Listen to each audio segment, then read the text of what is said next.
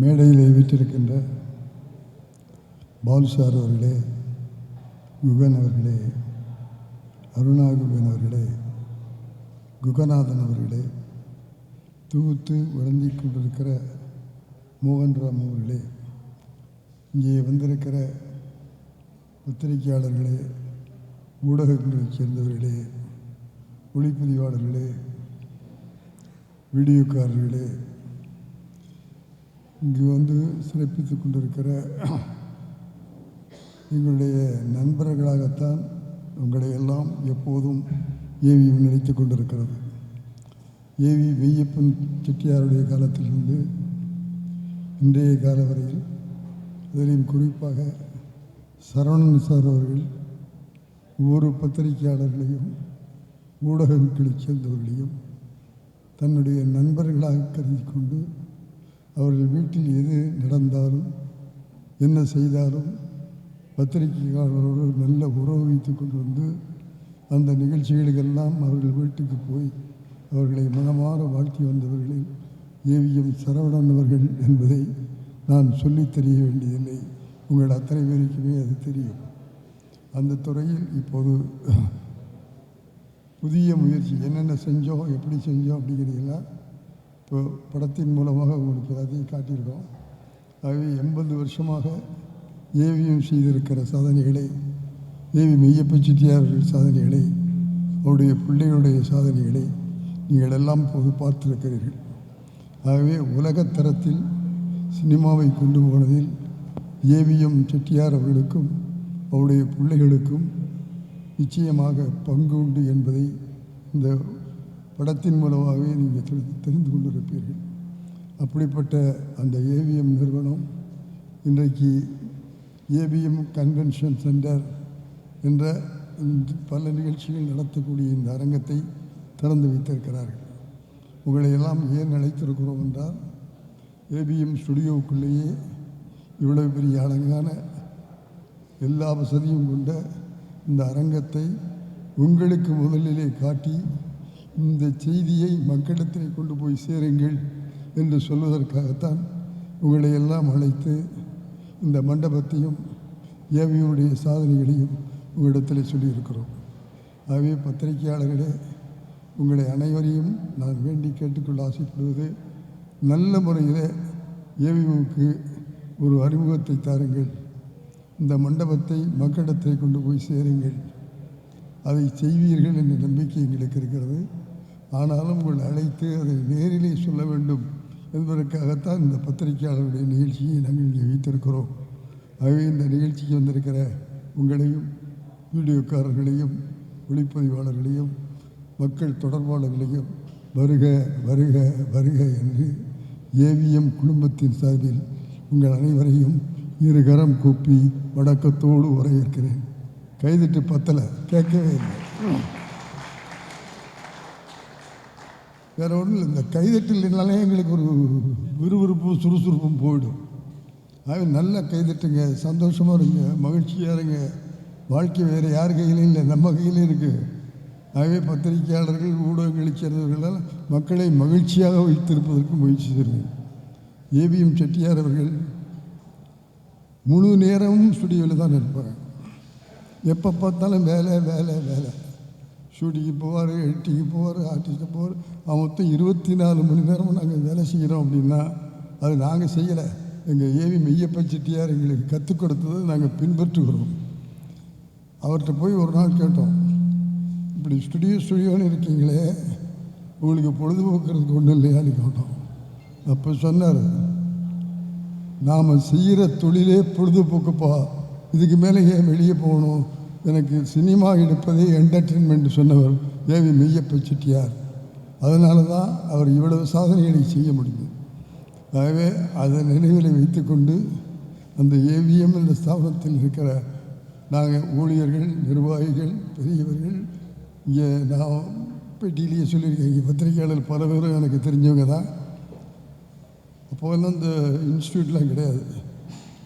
எங்களுக்கு இன்ஸ்டியூட்டே AVM studio தான். நாங்கள் தொழில் கற்றுக்கொண்டதே ஏவிஎம் ஸ்டுடியோ தான்.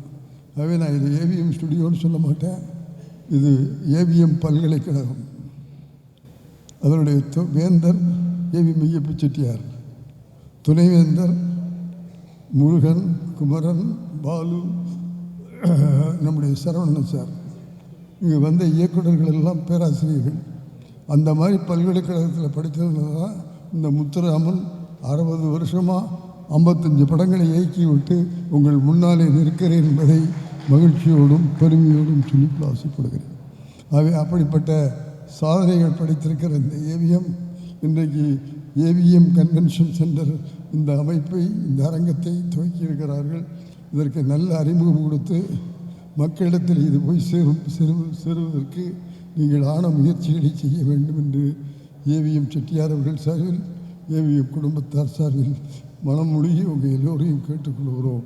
ஆகவே உங்கள் எல்லோருக்கும் உங்களுடைய குணமிருந்த நன்றியை தெரிவித்துக் கொண்டு தொடர்ந்து நிகழ்ச்சியிலேயும் மோகன்ராவ் அவர்கள் தொடர்பவர்கள் போய் உள்ளத்தால் பொய்யாத ஒளியின் உலகத்தார் உள்ளத்துள் எல்லாம் என்ற குரலை சொல்லி உள்ளத்திலே பொய் இல்லாமல் வாழ்ந்தால் உலகத்தாருடைய உள்ளத்திலே நாம் இருப்போம் என்பதற்கு உதாரணமாக ஏவிஎம் இருக்கிறது என்பதை சொல்லி அனைவருக்கும் மீண்டும் ஒரு முறை வருக வருக வருக என்று வாழ்த்தி விடைபெறுகிறேன். வணக்கம்.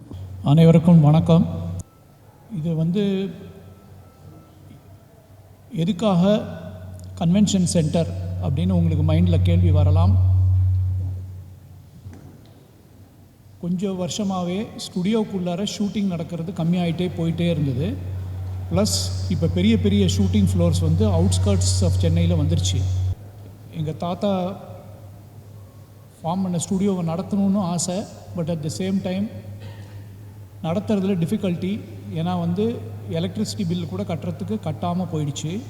ஸோ அதனால் ஒரு ஷூட்டிங் ஃப்ளோரை கன்வெர்ட் பண்ணிட்டோம் கன்வென்ஷன் சென்டரை. அண்ட் இன்னொன்று அவர் ஒரிஜினலாக தேவக்கோட்டை ரஸ்தாவில் ஆரம்பித்த ஃப்ளோர் தான் ஃப்ளோர் நம்பர் 3. அது இன்னும் இங்கே இருக்குது. அதை பிரித்து தான் இங்கே போட்டாங்க. அதை இன்னும் ஸ்டுடியோவாகவே ரன் பண்ணுறோம். இதுக்காக தான் இதை ரீபர்பஸ் பண்ணுது. இது அதே பழைய பில்டிங் தான். அதை ரீபர்பஸ் பண்ணியிருக்கோம். வேறு யாருக்காவது ஏதாவது டவுட்ஸ் இருக்கா? தேங்க்யூ. ஏவிஎம் குடும்பத்தின் சார்பில் உங்களுக்கு நன்றி சொல்வதற்காக இங்கே அழைக்கப்பட்டிருக்கிறேன். அதற்கு முன்பாக அந்த குடும்பத்துக்கு நான் நன்றி சொல்லணும்.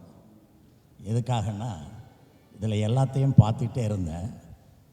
இந்த இடத்துக்கு முன்னாடி தான் ஒரு 19 வயசு பையனாக நான் நின்று எல்லாத்தையும் சுற்றி பார்த்தேன். தனியாக நின்று அப்போ இந்த பாதை கடைசி வரைக்கும் போகும். அந்த ஃபஸ்ட் ஃப்ளோர்லேருந்து 8th ஃப்ளோர் வரைக்கும் அந்த பாதை அப்படியே போகும். இந்த இடத்துல தான் நான் நின்று சுற்றி பார்த்தேன்.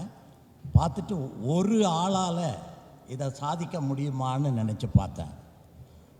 அதுக்கப்புறம் நாள் போக போக நானே பல விஷயங்களை கற்றுக்கிட்டதுக்கப்புறம் இதை எப்படித்தான் அடுத்த ஜென்ரேஷன் கொண்டு போகிறாங்கன்னு யோசனை பண்ணிகிட்டு இருந்தேன். அப்பச்சி காலத்தில் நான் உள்ளே வந்தேன்.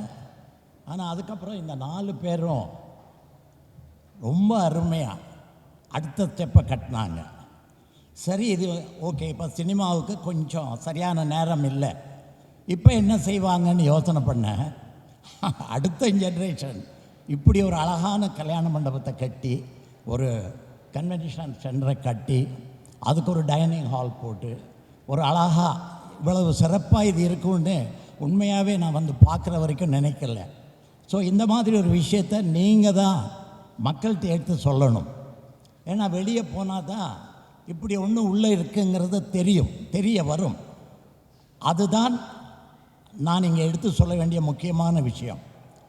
இது இப்படி ஒன்று ஒரு 7 ஃப்ளோர் 8 ஃப்ளோர் பின்னாடி அத்தனை ஃப்ளாட்ஸு, இந்த இடத்துல இப்படி ஒன்று இருக்குங்கிறத நீங்கள் மக்கள்கிட்ட எடுத்து சொல்லணும், எடுத்து செல்லணும்.